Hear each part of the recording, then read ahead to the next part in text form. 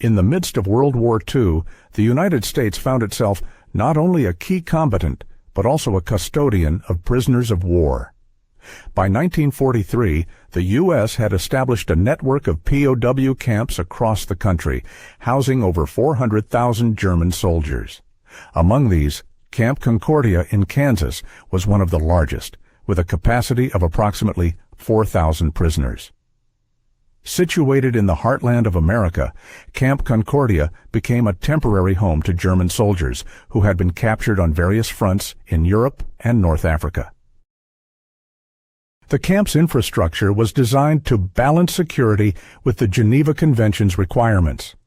Guarded by units of the U.S. Army Military Police, the camp comprised multiple barracks, a mess hall, administrative buildings, and recreational facilities. The layout reflected a pragmatic approach to containment and occupation, with barbed wire fences enclosing the compound and watchtowers overseeing the activities within. A key aspect of the operation of these camps involved the use of POW labor. Under the supervision of the U.S. Army Provost Marshal General, prisoners were deployed in various sectors to alleviate domestic labor shortages caused by the war. In Kansas, many were assigned to agricultural tasks, including harvesting crops and tending to livestock. Others worked in canneries, lumber yards, and on railroad maintenance crews. The labor was compensated in the form of coupons, which prisoners could exchange for goods at the camp canteen, adhering to War Department circulars that specified remuneration guidelines. Prisoners' sustenance was governed by rationing policies that mirrored those imposed on American civilians. The Red Cross conducted regular inspections to ensure compliance with international standards, often reporting satisfactory conditions. The camp newspaper, published with oversight from the guards, served as a conduit for disseminating information and maintaining morale.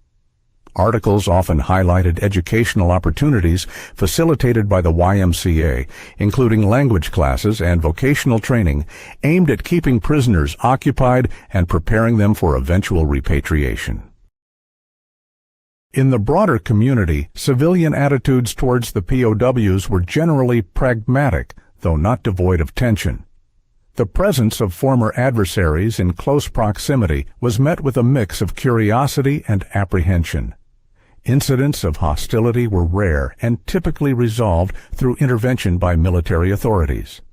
More often, the interactions were marked by a cautious civility, with local farmers and business owners recognizing the POWs' contributions to the war effort on the home front. One notable episode in the lives of these POWs occurred when a contingent was tasked with assisting in the cleanup at a nearby county fair. Transportation logs detail the logistical coordination required to transport prisoners under guard to the site. The assignment was routine, yet the environment they encountered was anything but. Expecting to find patriotic exhibits and war bond drives, the POWs instead observed a scene that was strikingly unfamiliar. Families lined up for cotton candy, Ferris wheels, and carnival games. There were competitions for the best fried foods, pie judging contests, and livestock shows where animals were paraded not for their utility, but for their appearance. The emphasis on leisure and entertainment was a stark contrast to the grim realities they associated with the war. The POWs' exposure to such events underscored a significant cultural divergence. In Germany, where the war's devastation had reached even rural areas, livestock was a critical resource, with farmers often witnessing the loss of their animals to requisition or destruction. In the American context, however, animals were groomed and displayed for sport and social prestige. The county fair became an unexpected lens through which the POWs could glimpse a different societal structure, one where abundance allowed for the transformation of food and farm life into recreation. This encounter at the county fair was not merely an anecdote, but part of a broader narrative of ideological dismantling that occurred through the environments and systems experienced by the POWs. The seeming frivolity of the fair highlighted the resilience and prosperity of American society, which, despite being at war, could engage in such public spectacles. The prisoners' observations were recorded in various reports and letters, subject to censorship, yet revealing an emerging understanding of the country in which they were detained. Camp Concordia, like many POW camps, was subject to strict discipline and regulation. Medical access was provided in accordance with the Geneva Convention, and prisoners were allowed to send and receive mail, albeit under supervision. The focus on maintaining order and discipline coexisted with efforts to provide educational and recreational opportunities, reflecting an approach that balanced security with a measure of humanitarian concern. As the war drew to a close, the process of repatriation began. Directives from the War Department outlined procedures for the orderly return of prisoners to their homeland, a process that included re-education programs aimed at introducing democratic principles. These programs were part of a broader effort to reshape post-war Europe, though their effectiveness varied. For many POWs, the memories of their time in the United States, including their exposure to American cultural institutions like the county fair, would linger long after their return to Germany. This historical account, grounded in archival records and first-hand reports, offers a glimpse into the complex dynamics of POW life in America during World War II. The mundane task of cleaning up after a county fair became an unexpected moment of cultural exchange, revealing the contrasts and intersections between two societies at war. The county fairgrounds were alive with a tapestry of vibrant colors, sounds, and scents, creating a lively and bustling atmosphere that stood in stark contrast to the regimented and monotonous life at Camp Concordia. This was a place where joy and chaos seemed to blend seamlessly, creating an environment rich with a sense of community and festivity. The German POWs, who were stationed at Camp Concordia, found themselves as observers to this extraordinary spectacle, witnessing a slice of American life that was as foreign to them as the land they found themselves in.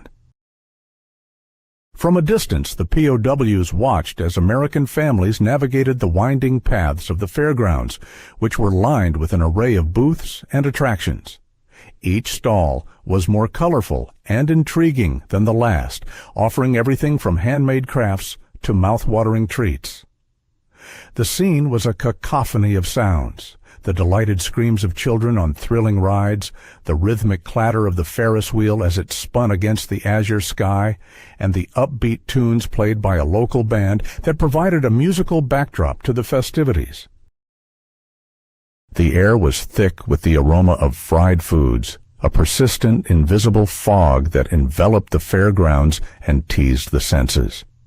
The scent of corn dogs, funnel cakes, and popcorn wafted through the air, mingling with the sweet tang of cotton candy and the earthy smell of hay from the livestock area. This olfactory symphony was a constant reminder to the POWs of the abundance and prosperity that seemed to define American life, even in the midst of a world at war. The POWs, while primarily there to work as laborers assisting with the fair's cleanup, stood in small clusters, each group assigned to various tasks. They were under the watchful eyes of American soldiers who maintained a relaxed yet attentive vigilance, their demeanor more akin to that of chaperones than strict enforcers. This environment of relative ease was a testament to the Geneva Convention's influence, which emphasized humane treatment of prisoners even in the adversities of war. As they worked, the German soldiers couldn't help but be drawn into the fair's peculiar spectacle. The livestock shows, in particular, held a certain fascination for them. Cows, pigs, and sheep were paraded with pride, their owners meticulously grooming them for judgment. It was a scene that seemed both surreal and captivating, especially when contrasted with the devastation in Germany, where livestock was a crucial resource for survival rather than an object of competitive display. The dedication and care shown by the farmers highlighted a different set of priorities, where the luxury of competition and leisure was possible even during wartime. In another corner of the fair, a robust debate unfolded over a pie judging contest. The POWs, while busy sweeping debris and tidying stalls, listened with bemusement as locals passionately defended the merits of lattice versus crumble toppings. Such exchanges were commonplace here, yet to the POWs they encapsulated the luxury of leisure and abundance that defined American life. The notion of food as entertainment was indeed a revelation, underscoring a societal resilience that went beyond merely surviving the war. These discussions, seemingly trivial, revealed a deeper cultural value placed on individual preferences and the joy of sharing and celebrating food. The fair hosted a range of contests that seemed trivial to the German soldiers, but were deeply cherished by the local community.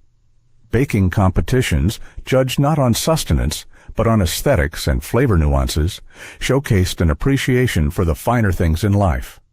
The county's largest pumpkin, its heft celebrated as a triumph of agricultural prowess, stood as a symbol of abundance and the rewards of hard work. These events, while bewildering to the POWs, also hinted at the underlying strength of a nation that could afford such diversions. It was a subtle reminder that America's wartime hardships were tempered by an economy and infrastructure that remained fundamentally intact. Among the POWs, there was a silent acknowledgement of this reality. The fair, with its exuberant displays and spirited contests, offered insights into a culture that thrived on individual expression and community celebration. Such elements were starkly absent in their own war-torn homeland, where the focus had shifted to mere survival amidst scarcity and loss. In America, the ability to indulge in such celebrations was not just a luxury, but a demonstration of resilience, a way to maintain morale and a sense of normalcy even in challenging times. As the day waned, the POWs continued their duties, moving from one area of the fair to another. The vibrant hues of the setting sun cast a golden glow over the grounds, enhancing the surreal atmosphere. Families gradually dispersed, the fair winding down as dusk approached. The POWs, however, remained, their tasks extending into the evening as they dismantled temporary structures and cleared litter. The rhythmic sounds of their brooms sweeping the ground seemed to blend with the gentle rustle of leaves in the evening breeze, creating a serene backdrop to the bustling day. The experience left an indelible mark on many of the German soldiers, offering a glimpse into an American spirit characterized by resilience and adaptability. The fair, in its seemingly frivolous offerings, was a microcosm of a broader societal ethos that valued recreation and community. This ethos, the POWs realized, was a formidable aspect of America's wartime identity, one not easily disrupted by the global conflict. It was a testament to a culture that found strength in unity and joy in shared experiences, qualities that were perhaps even more powerful than military might. The following days at Camp Concordia were imbued with a quiet reflection among the POWs. The fair had provided more than a temporary respite from camp life. It had offered a chance to witness a facet of American culture that was both perplexing and enlightening. As the POWs resumed their routine tasks, the memory of the fair lingered, a reminder of the cultural contrasts that defined their wartime captivity. The sights, sounds, and smells of the fair had created a vivid tapestry in their minds, one that would remain with them long after the tents were packed away and the last piece of litter was cleared.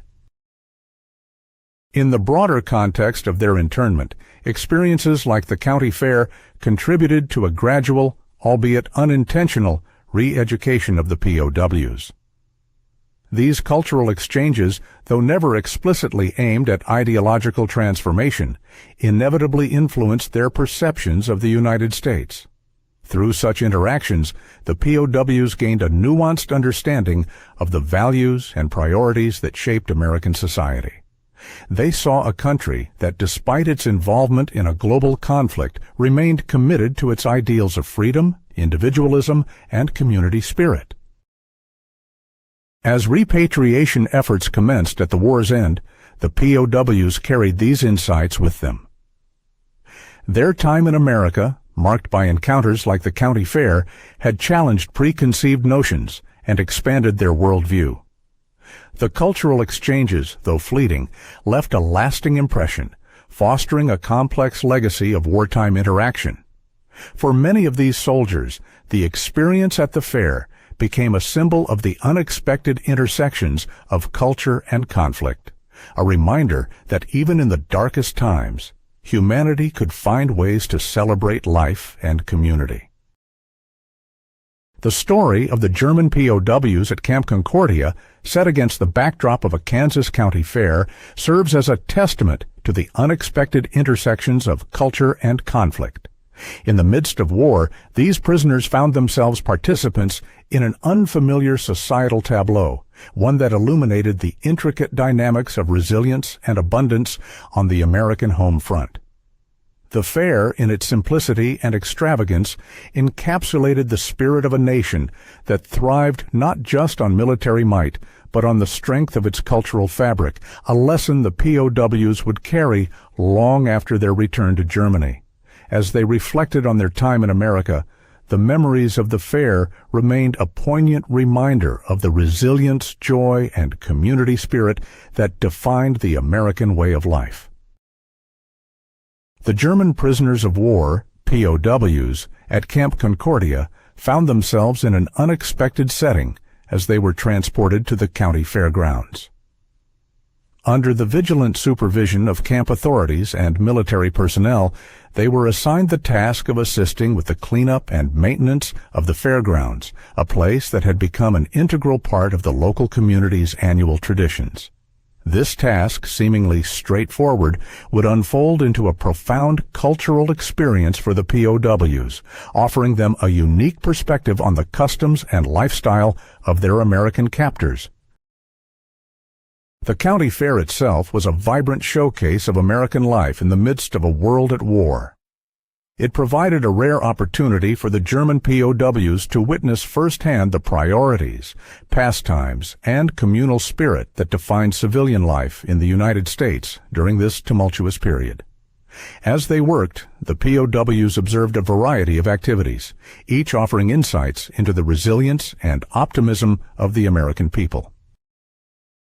One of the most captivating aspects of the fair was the array of competitions and displays, ranging from pie-baking contests to lively livestock auctions.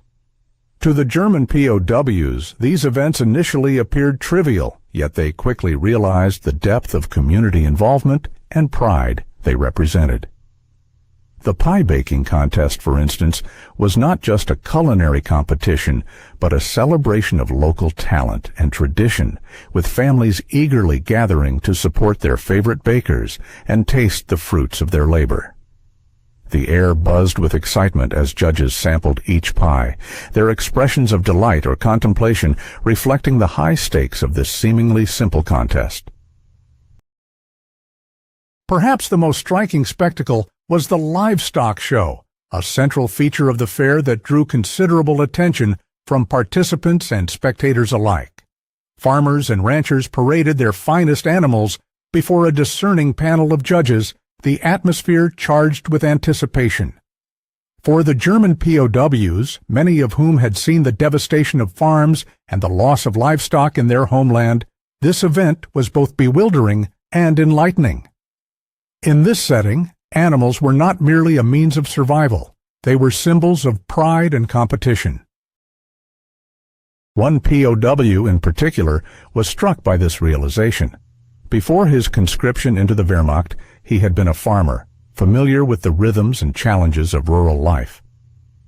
As he watched children and adults fussing over the appearance of their animals, meticulously polishing coats and adjusting harnesses, he was reminded of his own farm, now likely a casualty of war.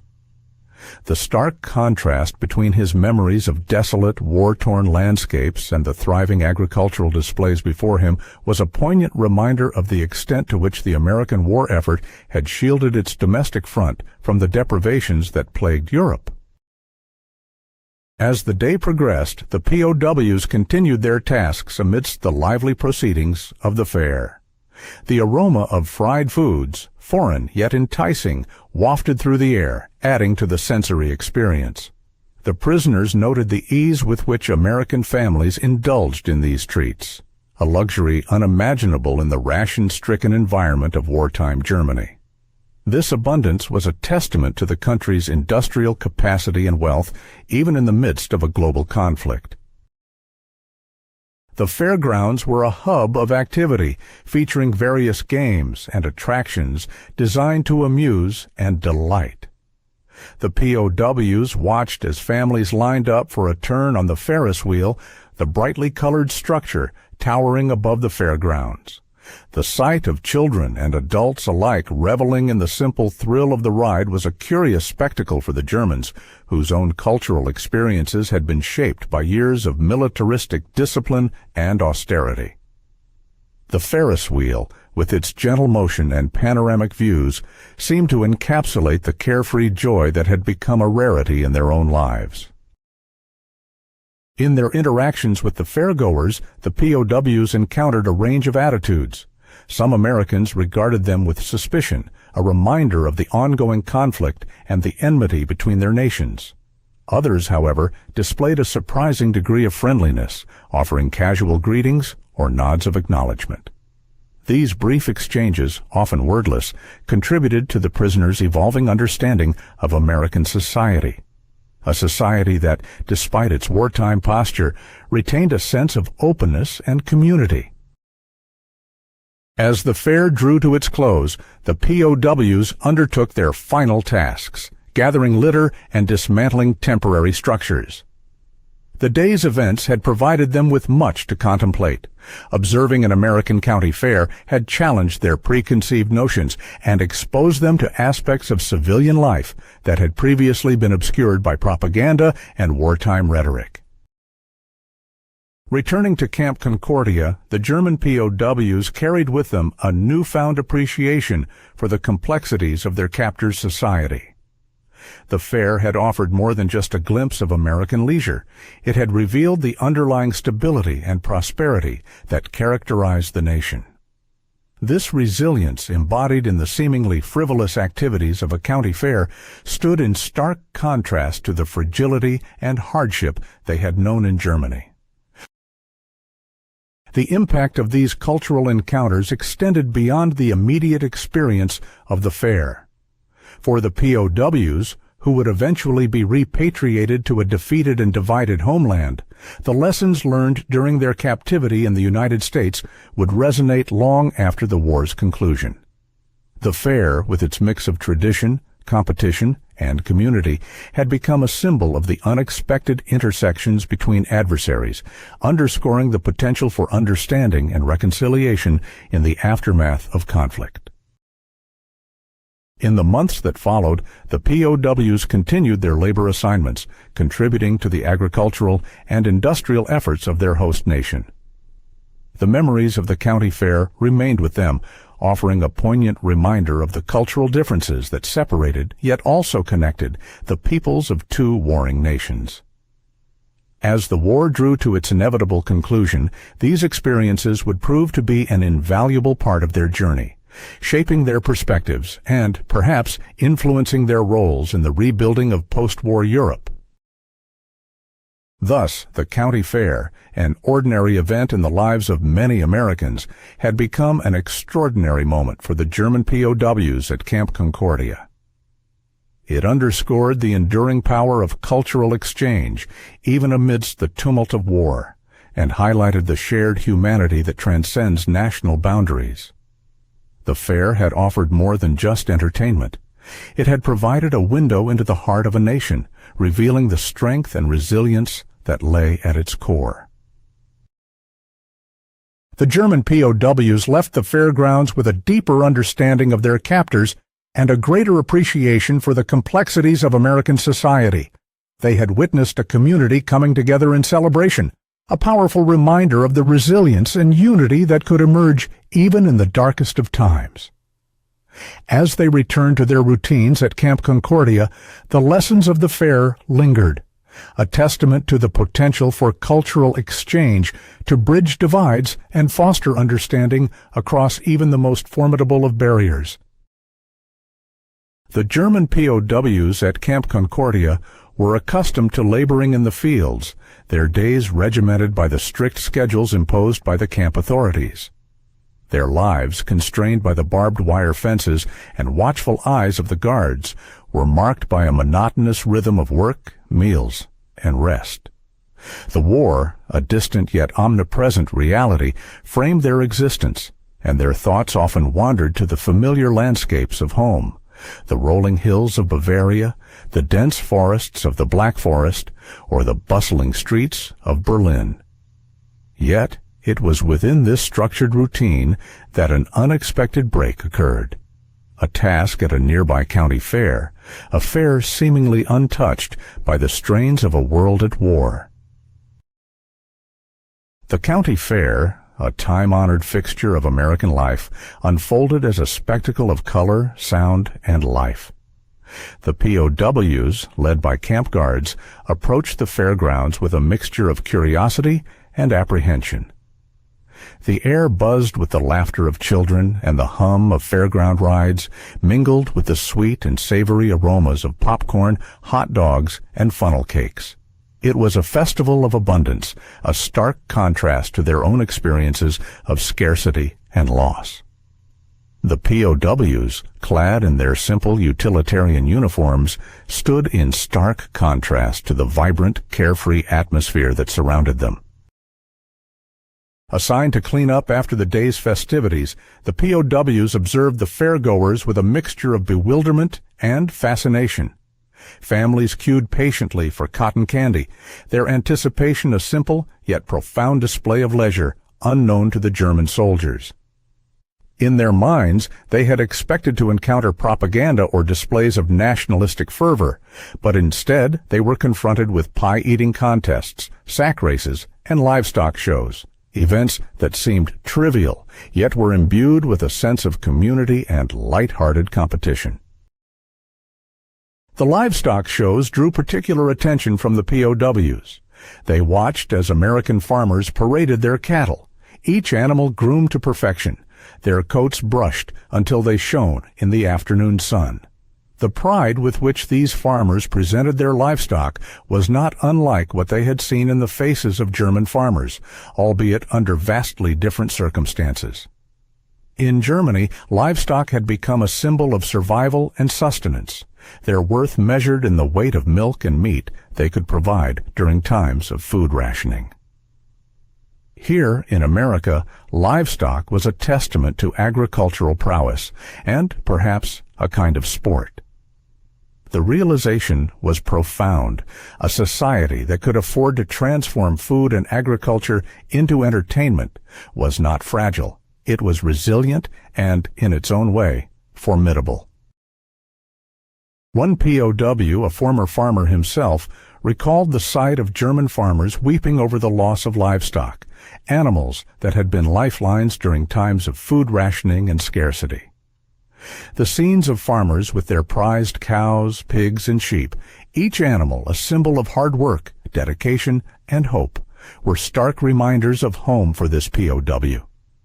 Here, in this foreign land, animals were groomed and judged not for their utility, but for their aesthetic and breeding qualities.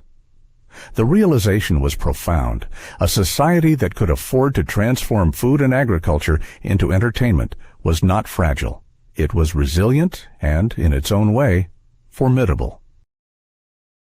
As the fair progressed, the POWs witnessed heated discussions among the fairgoers over which cow was the prettiest or which pie was the most delicious. These debates, light-hearted yet earnest, illustrated a different kind of engagement with life's challenges.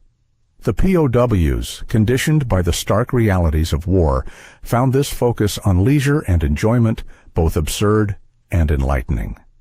The fair was a testament to a society that valued individual expression and community spirit, traits that were being tested in the crucible of global conflict. The POWs' presence at the fair did not go unnoticed. Some American civilians regarded them with suspicion or curiosity, while others saw them as part of the day's spectacle, a reminder of the global conflict that loomed beyond the fairgrounds. For the POWs, this interaction, albeit limited, provided a glimpse into the lives of ordinary Americans. The fair, with its seemingly frivolous activities, became a microcosm of American society, one that thrived on freedom, abundance, and the pursuit of happiness. The experience at the county fair lingered in the minds of the POWs long after the event had concluded. It was a cultural encounter that transcended the confines of their captivity, offering insights into the values and resilience of their captors. The fair represented a form of cultural diplomacy, an unintended yet powerful exchange that challenged preconceived notions and fostered a deeper understanding between adversaries. Back at Camp Concordia, the POWs resumed their routines, yet the memory of the fair remained vivid.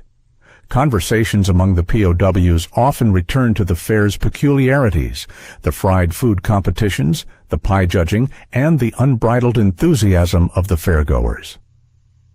These reflections were not merely idle chatter, they were part of an ongoing process of re-evaluation and awareness. The POWs, each carrying with them their own stories of hardship and loss, found a strange sense of connection to the fairgoers, whose lives seemed untouched by the ravages of war. The American County Fair, with its blend of amusement and tradition, had provided the German POWs with a unique lens through which to view their captors' society.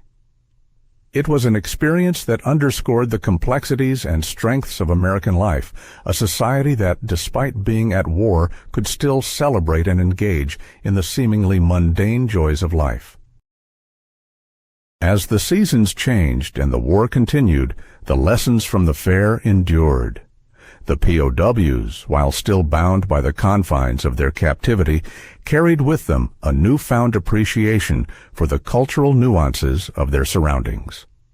The county fair, with all its eccentricities, had become a symbol of the unexpected and profound connections that can arise even in the most unlikely of circumstances.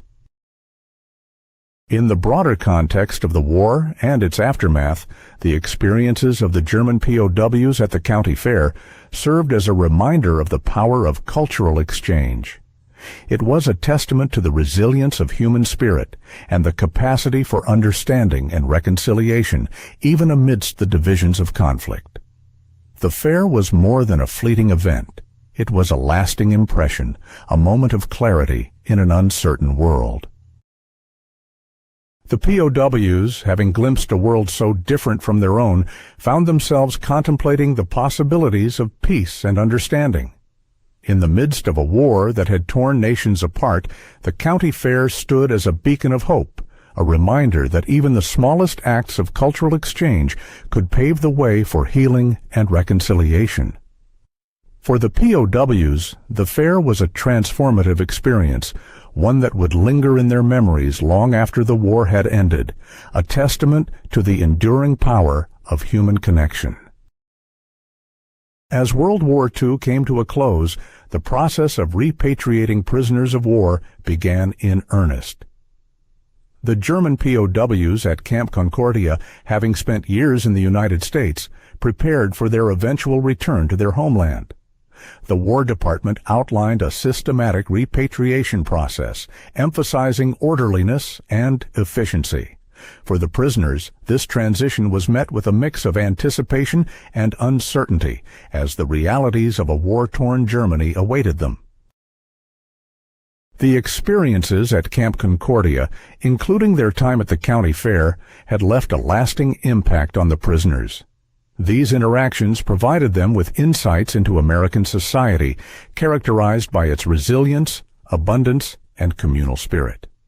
The memories of the fair, with its vibrant displays and spirited contests, remained vivid, symbolizing a cultural exchange that had transcended the boundaries of captivity. Upon their return to Germany, the former POWs encountered a nation grappling with the aftermath of war. Cities lay in ruins, and the social fabric was in need of repair. The transition from the relative stability of life in the United States to the challenges of post-war Europe was stark. However, the experiences they carried with them, glimpses of American life, the ethos of community celebration, and the spirit of resilience, offered a unique perspective on rebuilding and reconciliation. The return to civilian life varied among the former POWs. Some found work in agriculture, utilizing the skills and knowledge gained during their labor assignments in the U.S.